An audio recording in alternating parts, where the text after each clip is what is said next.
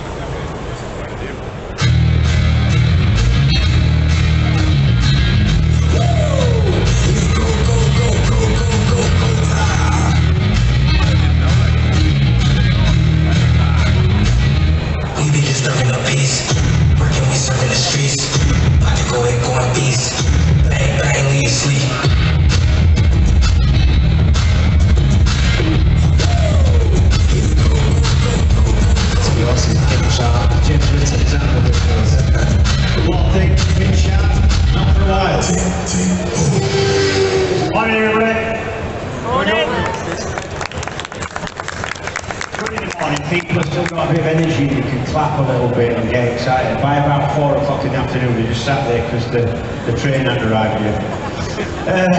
How are we? You won't have look around the show yet. Really good show. Good feel. Last year, Omicron, it is just the week before, which ruined it a little bit. This year, Yamaha's back. What to look for? There's lots to look at, lots of new electric bikes, they're getting loads better. If you get a chance and you like your 2-strokes like me, there's a little stand called and the odd-looking little bikes, but they run a 250 V-twin injected 2-stroke with 95 horsepower. What a thing that is. Beautiful engine, all CNC made, what a little work of art. Right, up here you know what goes on. This is the first slot. Me and Steve Parrish intersperse games with chats. I do the chats, Steve does the games. If you want to go at any of the games, we've got all sorts of PlayStation race games for the younger ones. We do question of bikes, we do strength competitions, wheel change competitions. It's really easy, it's a good wheel change competition. Even I can do it. But I do the chats, and I've got a really interesting one now. 2 really impressive lasses actually. We just get them on to talk to them, they will tell you what they're about. Like I said, it's really quite impressive. We've got a couple of clips, each of the lasses has a clip each. We'll get them on first, then they can introduce their own clip. So the first one is Vanessa Rook. She's a girl on a bike. She has got into motorcycling and is embracing every form of it. She just started doing a bit of tarmac stuff, she's done enduroing and all the things biking. She's always got a new plan of an adventure to go, so we'll hear all about it. So please welcome Vanessa Rook, girl on a bike. Come on, Vanessa.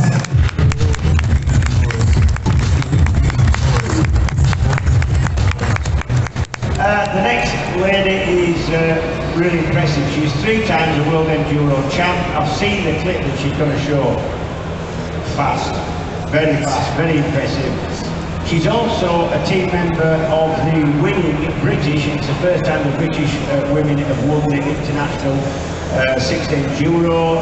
They finished 3rd 3 years ago in Portugal, and then 2nd a year later into there. Now they've won it this year in France. Again, you see the clip, you'll be really impressed. Please welcome Jane Daniels. Come on, Jane.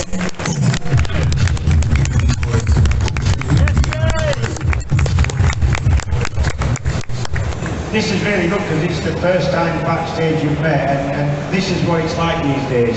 They both said, oh yeah, I've seen you on Instagram now, they all know what each other do, and you do pretty much the same things. You got into off-roading, you just started that last year. I've seen one of us has talent and one of us just goes for it. You say that, I've seen some of the stuff you do, and a lot of people do that, I'll be honest. But so almost professional standard what you do, but how much you know of each other? Not a lot, to be honest. like I say, follow Vanessa on Instagram, she follows me, we see each other's updates, like them, but never actually met in person. Yeah, I mean, what you've got in common is your lasses making your way and doing really well in a very male-dominated environment. I see that in road racing. There's probably 6 or 7 lanes now into the lower end of the class of big superbike. They're coming through. You're still in a minority, I think. Definitely more men out there on bikes. But I think for me, I feel like I know you because I follow you on social media, but it's just so awesome seeing another girl not being afraid of getting muddy, getting out there, learning and really proving that we females can do it just as well as the guys. And actually, there's a million guys out there that she would absolutely... Yeah, I'm one of them. She actually, Jane goes practicing at a couple of places that I've been practicing. I go riding with Foggy and some of Foggy's mates, and I'm really old, and I've done some AMCA stuff back in the day, and I was reasonable, senior standard, nothing more. But actually, I wouldn't want to turn up at any of their practice tracks when you were there. Yeah, I've looked at a few of my dad's friends in the past who've just been out practicing like we would on a Wednesday, and they have like tribute days for AMC and stuff where they have a reunion, and my dad's like, oh yeah, come along, and half of them pull off when I pass them. So. And guess who is the one that doesn't like you passing in me, Mr. I'll positive, he pulled off instantly. Well, I'll get inside when it comes up. Before we get going, let's show the clips. If we want to show Vanessa clip first, have a look at this, really nice.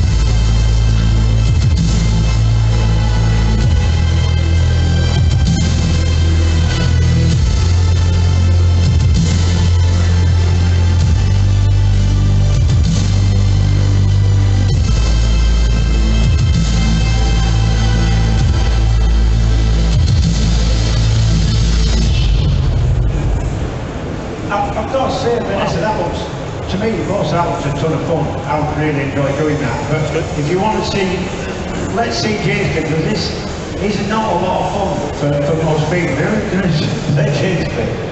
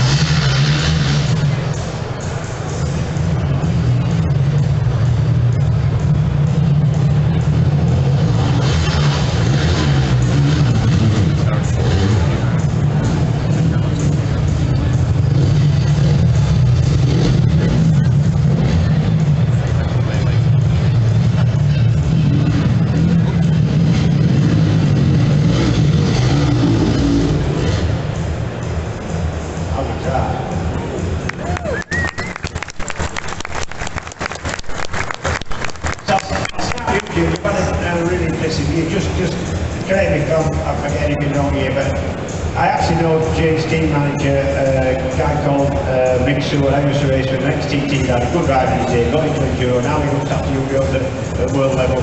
So he gave me a lot of stats, some of which I can remember.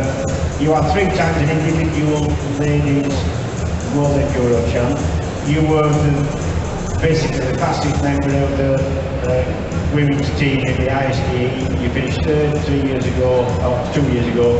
Last year 2nd, won it this year on the team, and also fastest individual on that day. Yeah, I had a really good year. That's a good year. Yeah, people say like, how's the year been? I'm like, yeah, it's been good. I'm like, alright, so have you done? They're like, yeah, I won. I'm like, oh, really good then. I'm like, yeah, it's alright. Wait, What actually, you say, how do you get into it? I know you've got your parents, I know your dad's an ex-Manx Grand Prix road racer, and even now he messes about on some 125 classes, which is too big for, to be honest. But anyway, still. Yeah, my dad's 6'4", so he doesn't size down well to the 125, but he has fun. Originally, Dad's always had bikes. He'll hate me for saying this, British sand racing champion back when we could race on beaches. So he's always had bikes, and then moved on to supermoto road bikes, but then he didn't want me and my brother on road, so he got us into enduro, off-roading, playing in the mud, because it doesn't hurt as much when you fall off and the repair bills are half the price. makes sense. And yeah, just progressed from hare and hounds through to doing a bit of motocross for speed, trials for technical, and then drove out to Italy for my first world round in 2012 and see what it was all about. Yeah, absolutely brilliant, honestly. And there's a little bit of synergy between your journey. You worked yourself for a bicycle, decided to get into motorcycle, and help yourself really, not to do what you've done since. It's just that's kind of evolved, hasn't it? Yeah, I definitely didn't expect it to escalate to where it was now. So yeah, I had a pretty life-changing accident in 2014, cycling. I've now got a reconstructed right shoulder and right hip, a live and managed chronic pain as a result. But through that journey, I discovered motorbikes for the mental health side of things. My mental recovery was probably harder than my physical recovery, and through getting into motorbikes, I've just discovered this whole new world. And I'd say before, I would have just pictured motorbikes and it's an engine and 2 wheels and that was it. But now I've realised that there are so many different types of motorbikes. Yeah, and to the outside world, you don't realise how different a trials bike to a track bike to a road bike to a cruiser to a hard enduro to desert rally, and actually even the controls are different on these things. Yeah, and actually, everyone has a different technique. It's completely different. You can be the best valve in the world and you can be useless at road racing on it. There's not a lot of crossover. It's really weird. Like after road racing, you go, have you ever done it speedway?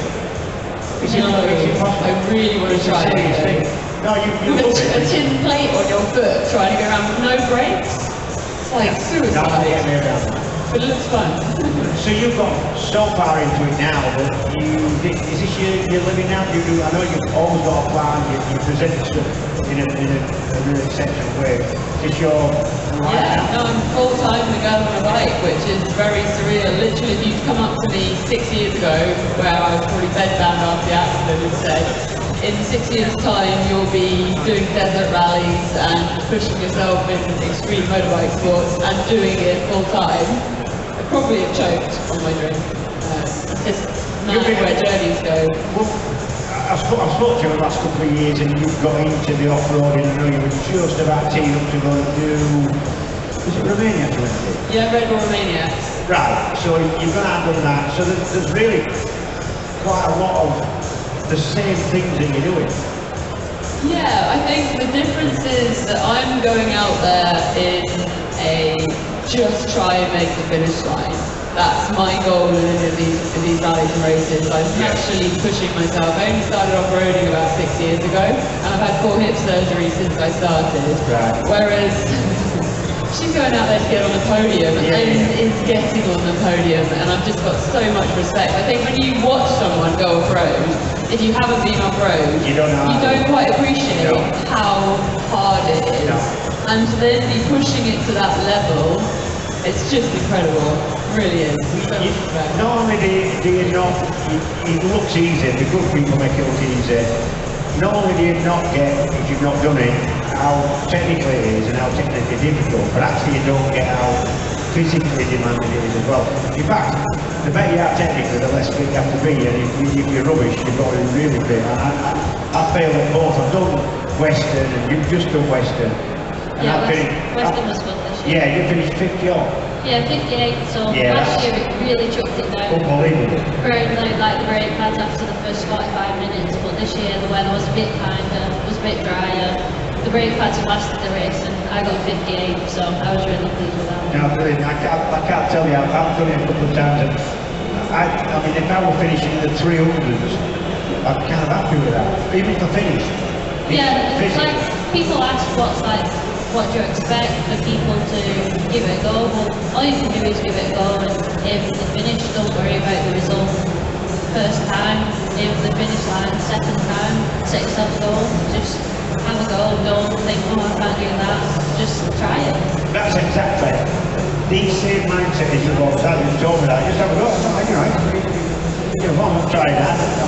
It's good, I like it. It's so easy in life to worry about what other people think, or think, oh, you're going to look so silly because I don't know if I'm good enough, or maybe I'm going to fall off, and everyone's going to laugh at you. It's like, it doesn't matter. Like, who cares what anyone else is doing? You do you, and if your goal is to do one lap, that's huge. Go out and do it, and just give it a go. And forget about the ego and what people think, because if you're having fun, it doesn't matter. Girls in basically what is a bloke's world still looks like, for whatever reason, we're not here to, it's a big argument, but do you think, has that helped you, or has that hindered you? Have you had resistance to that, or have you had people kind of going, fair play, you know what I mean? As funny as it is, it's helped me. Like, I've not had many championships in the women's class. I've always raced in the men's because there weren't, when I first started, a lot of women. So now there's women coming through. There is like a predominantly good numbers in the women's class. But for me, growing up, I've always gone in the men's, with it being youth, govern, expert, and you just kind of latch on to someone and you're like, your goal is to beat them. So yeah, it is. Can't be daunting, because at the end of the day you're all against the clock. The clock's the clock, it doesn't matter. But it is nice to pick people out. Yeah. I want to meet them. And I can see the top of my head as well. It's definitely a goal for me. You tell me, you know that's what you think? Well, at the minute it's just my boyfriend that like there was tuning up who I've been trying to beat, and at the beginning of the year I was like, there's no way you're going to beat me this year, and he's like, what? I was like, you're just not, I'm going to beat you. And then the results came out the other day, and we tied on points. But because I was better in the first half of the year, and then he like beat me towards the end, it went off the last day result. Yeah. So he got second and I got third, so then they put him in front of me for the championship. I was looking up on the internet, I was like, oh no. Well, they need to do another sport then now, it's coming. I don't know. Yeah, but I said, you can't make your living out of being an oddball, sort of round peg in a square hole kind of thing in the biking world. So, I mean, you must have benefited you to be doing what you as a lady, no? I think there's two sides of it. In some ways it can definitely help you because you're showing an industry that needs more females and is trying to encourage more females to do it. And so a lot of brands are like, yes, there's a girl going out doing it, showcasing it, let's go for that. But you've also got the arm of, oh, she's a girl, maybe she can't do it, maybe you don't want to be attached to that because that the doubt of the female capability. So I think it can work both ways, but I think there's definitely some females out there that do, the females like us who aren't afraid to get dirty, get sweaty, fall off, a little bit of a not so helpful justice. Like high heels and bikinis don't work with motorbikes, for example, but we all know that there's a lot of that still going on, and I'm hoping as like the industry, the world continues to develop, like the fact that you're male or female is completely irrelevant. Yeah, all well, bikers. Yeah, I mean, we're getting some girls from night to road racing, and actually, especially road racing, there is no advantage, disadvantage at all.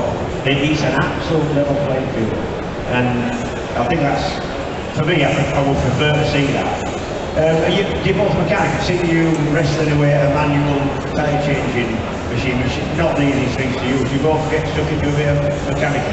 Yeah, I do all my own mechanicking this year. Well, every year to be honest.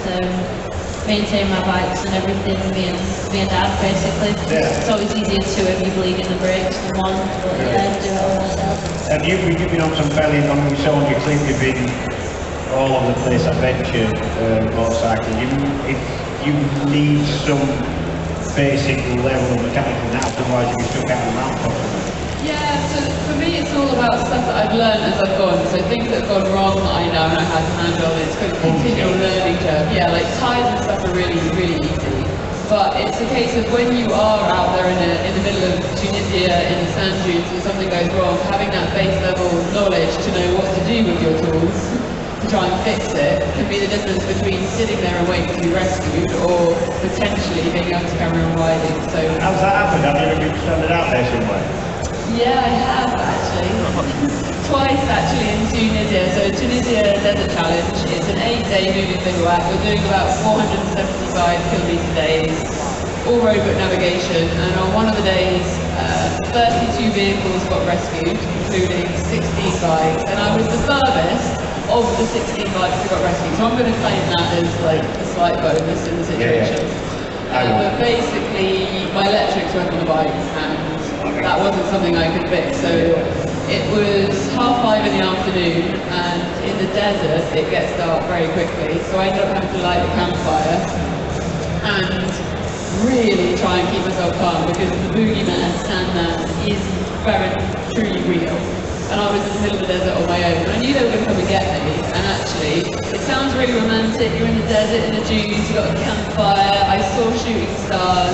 I had to work really hard not to panic and freak out. I ended up getting rescued about 7 hours later. Made it back to the bivouac at 3:30 in the morning. Handed my bike over to my mechanic, because when you're out riding 10, 12 hours a day, there's challenges and then there's just silly. Hand my bike to my mechanic. He's like, go to bed, wake up in the morning like you're going back into the desert, and I'm like, okay. So 2.5 hours later, alarm goes off, bike's fixed, back into the desert. 4.5 hours later, pilot error, burn my clutch out, stuck in the dunes again. I'll shorten the story a bit, but it ended up with me having to hit the emergency button for a helicopter to come and get me. About 7.5 hours later, I'd been sat in 45 degrees heat, and the human body doesn't do well in that heat in those shades, and it got a bit close. Let's just say that. I'm assuming you've never been to be rescued by a helicopter. No, the most exciting I've had is a toe strap from like foot peg to get on while helicopter rides for me. What are your plans, upcoming plans, not just this next year, not just for 23, but long term, what to go? More of the same view, but I know it's been I know a little bit about your story. It's very much your family thing, your family in a van and a motorbike. You do your own work, you do your own funding, and you just start to get a little bit of sort of backing up punching now. I do work. I work part-time in a bike shop, so unfortunately I don't make a living out of it. Really jealous, by the way. I'd love to just concentrate on riding bikes, but no, there's not. Enduro for women at world level isn't massive.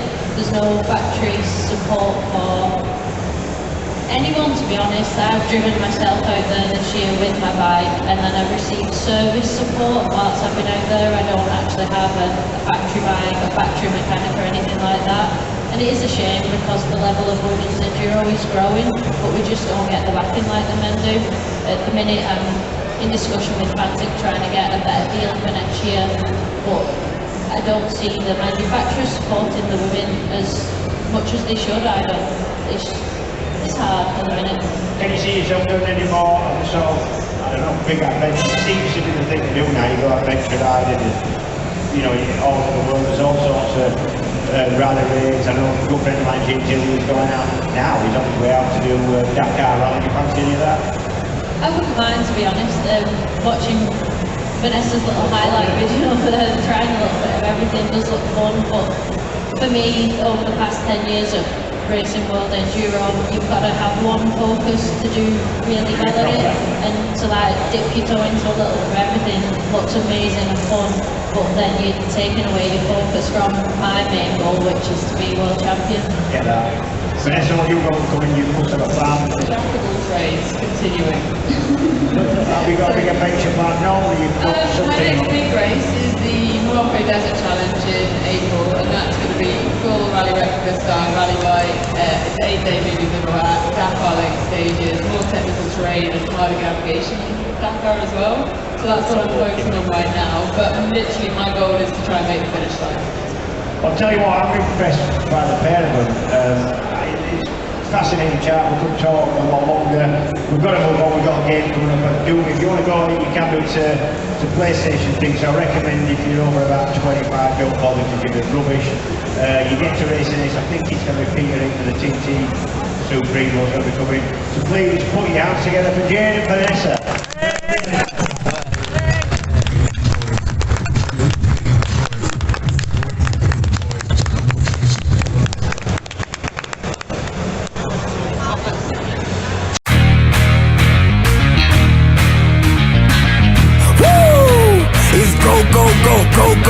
Go time.